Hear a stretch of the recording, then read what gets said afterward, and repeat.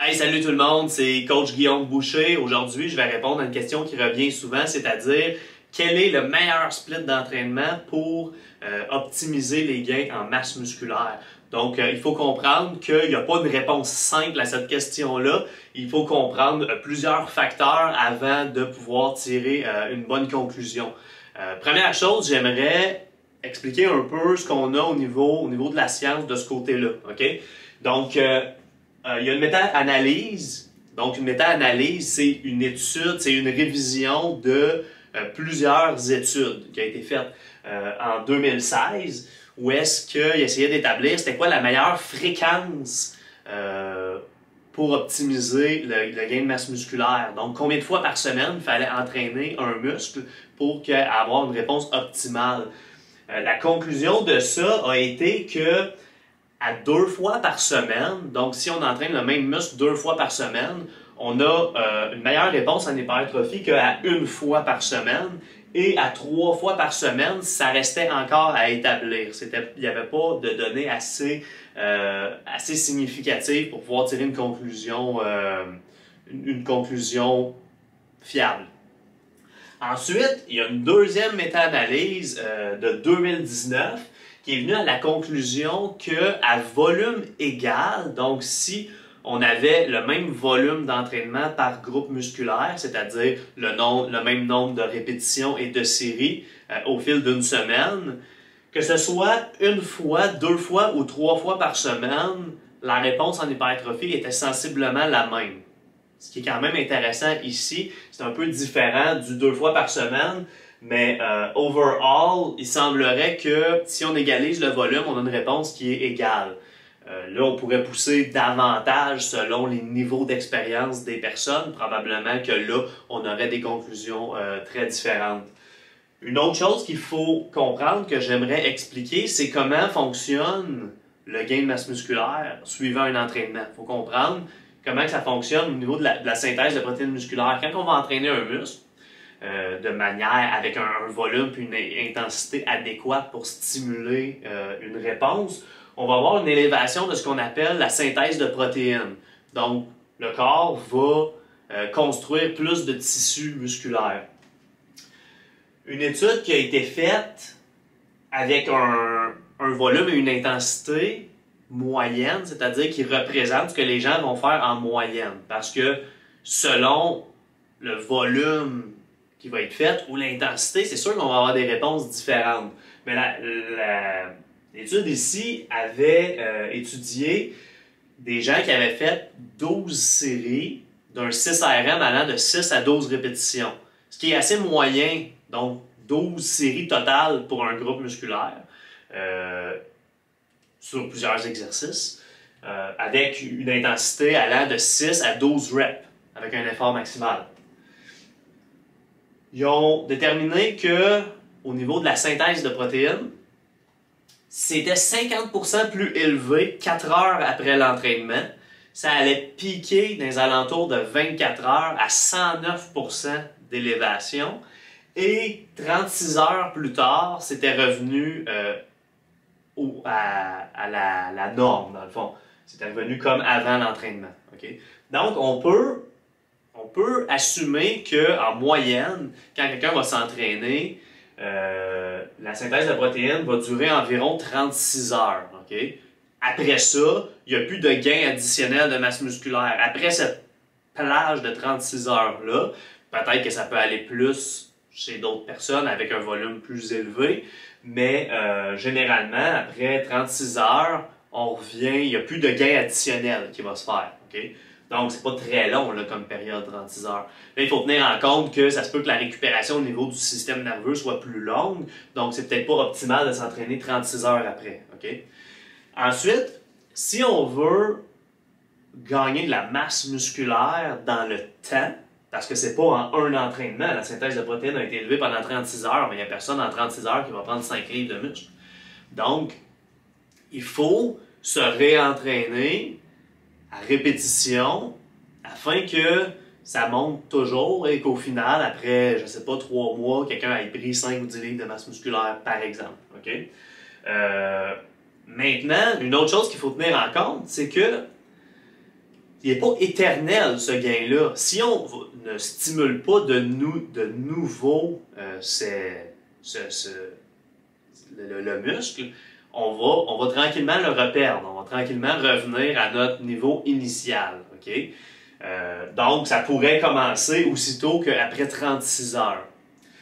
Ce qu'on sait, c'est que après 10 jours à 3 semaines, c'est sûr et certain qu'il y a une perte de masse musculaire qui va arriver si on ne stimule pas le muscle. Okay?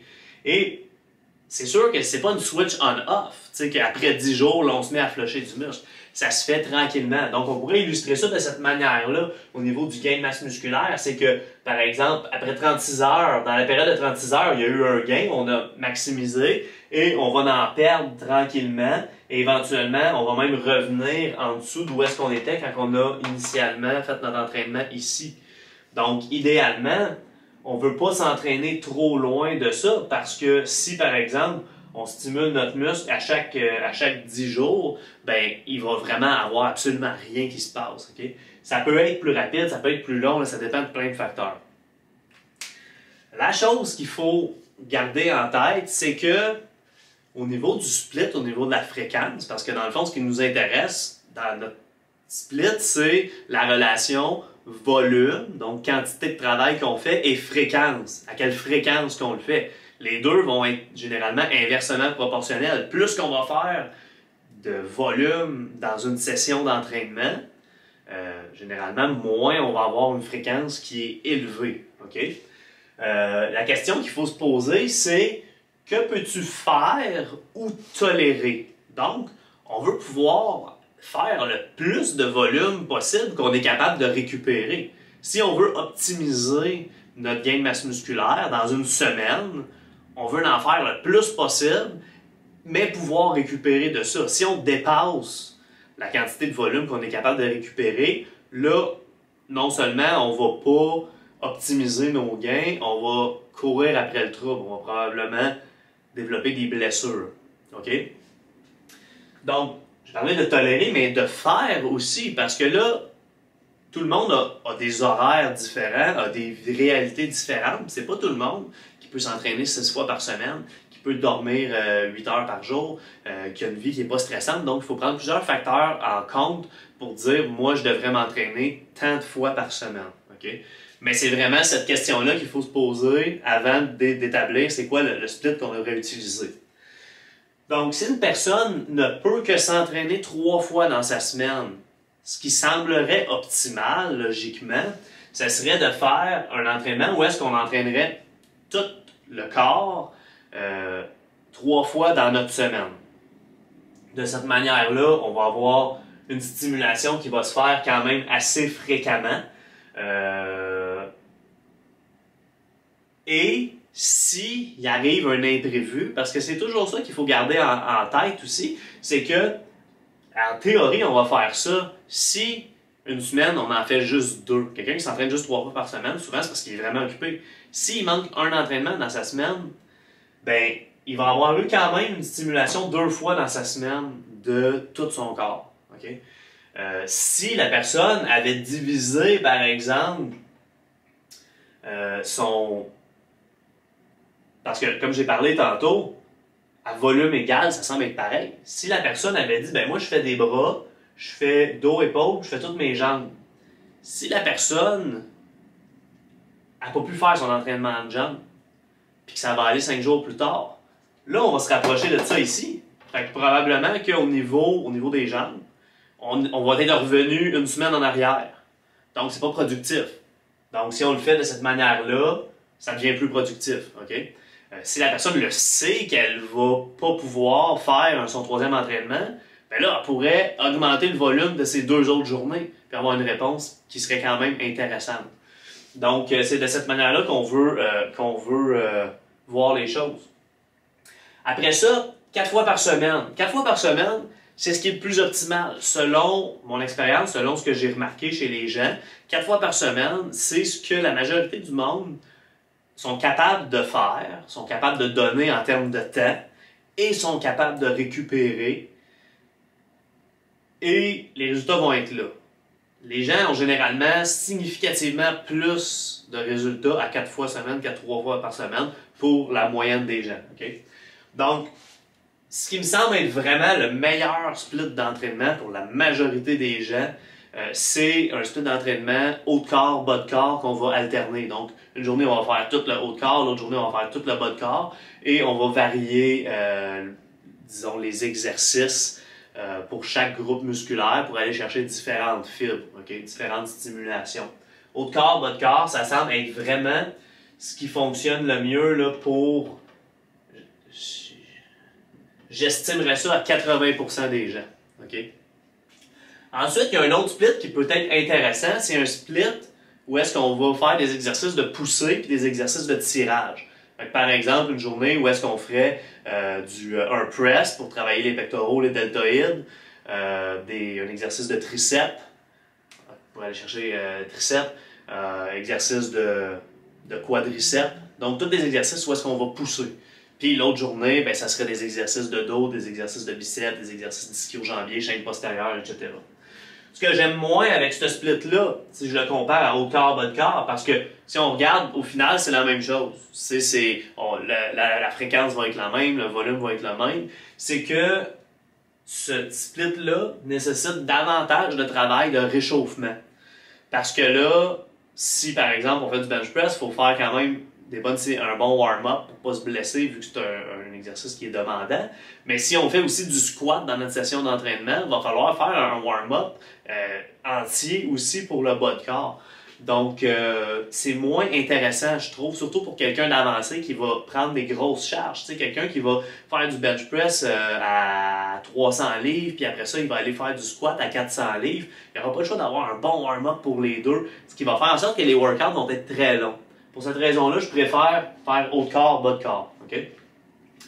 Après ça, si quelqu'un a la capacité en temps et en tolérance de s'entraîner 5 fois par semaine, là, on diminue beaucoup dans les gens qui peuvent faire ça. Okay? De faire un split d'entraînement haut de corps, bas de corps et rajouter une journée supplémentaire full body, c'est ce qui est le plus intéressant pour 5 fois par semaine.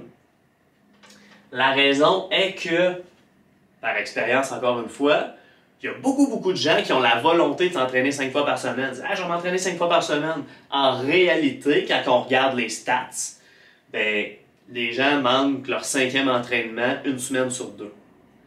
Donc, on pourrait dire qu'ils s'entraînent 5 fois par semaine une semaine sur 2.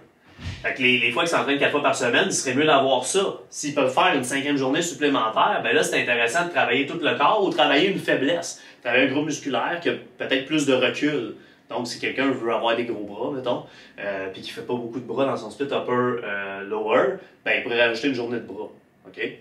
Donc, c'est un exemple de comment que ça fonctionne pour optimiser le tout.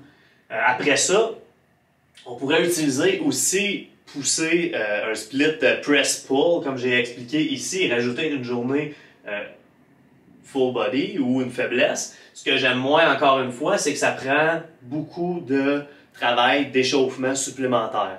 Okay? Et quelque chose qui pourrait fonctionner aussi à 5 fois semaine, ça serait de faire les splits typiques, là, où est-ce qu'on va avoir une journée de bras, une journée de chest, une journée de jambes, une journée qu'on va travailler les épaules, puis les mollets, non? Puis une journée où est-ce qu'on va travailler les jambes. Donc, ça, c'est plus avancé parce qu'il va de soi que si on fait ce genre de split d'entraînement-là, on va avoir un gros volume par session. Okay? Donc, les sessions qu'on va faire, il va y avoir énormément de volume. Il faut être capable de récupérer de ça. Et il va y avoir aussi une diminution au niveau de la fréquence. Donc, on va avoir le même volume dans une semaine de temps, mais notre fréquence, elle va se trouver à diminuer. On va entraîner, mettons, chaque groupe musculaire juste une fois dans la semaine. Le gros problème avec ça, c'est pour les gens qui ont justement la volonté de le faire, mais que la réalité est que souvent ils ne peuvent pas le faire 5 fois par semaine. Puis moi, ce que je constate, c'est que c'est très fréquent que les gens disent « je vais m'entraîner 5 fois » ou ils disent même « je m'entraîne 5 fois par semaine » parce qu'ils ont un split à 5 fois par semaine, mais la réalité, c'est qu'ils s'entraînent 3,5 fois par semaine. Pourquoi j'ai ces chiffres-là? Parce que c'est des affaires dans mon application de coaching que je vais suivre. Puis, si la personne n'est pas capable, sur une période de 3 mois, de suivre le split d'entraînement qu'il me disait qu'elle allait pouvoir suivre, ben on va le réajuster par la suite parce que c'est pas optimal. Parce que qu'est-ce qui arrive si on s'entraîne juste 3 fois par semaine, mais qu'on a ce genre de split-là? Ben là, notre groupe musculaire qu'on a fait aujourd'hui, si on s'entraîne juste 3 fois dans la semaine au lieu de 5 fois, ça va prendre 10 jours avant de le refaire. Donc, on va repartir à zéro. Donc, une personne qui a ce genre de split-là, mais qui se ramasse à toujours s'entraîner 3 ou 4 fois par semaine, c'est sûr qu'elle n'aura pas de résultat parce que le volume, il n'est pas respecté dans la même période de temps, il est trop bas. Il va y avoir des groupes musculaires qui sont complètement absents. Donc, ça, c'est vraiment plus pour du monde qui ont beaucoup d'expérience, qui savent qu'ils vont vraiment toujours faire tout le workout et qui ont de bonnes capacités de récupération.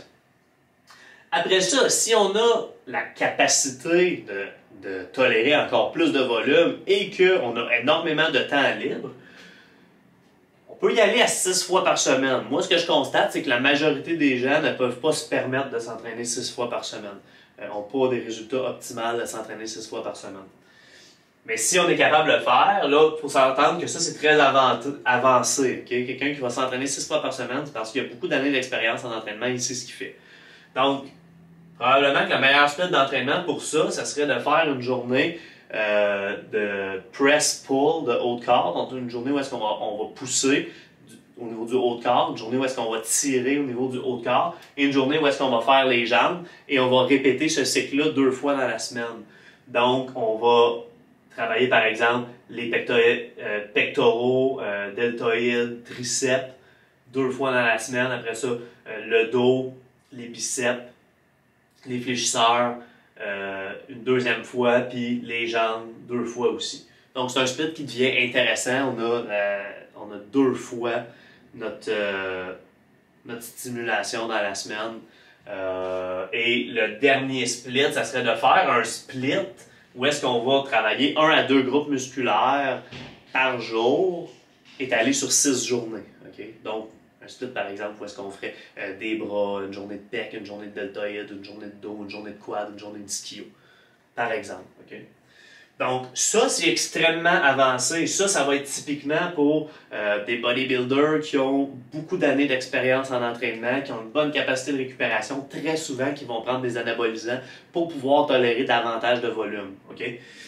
Donc, le volume est très élevé, la fréquence est, encore une fois, basse.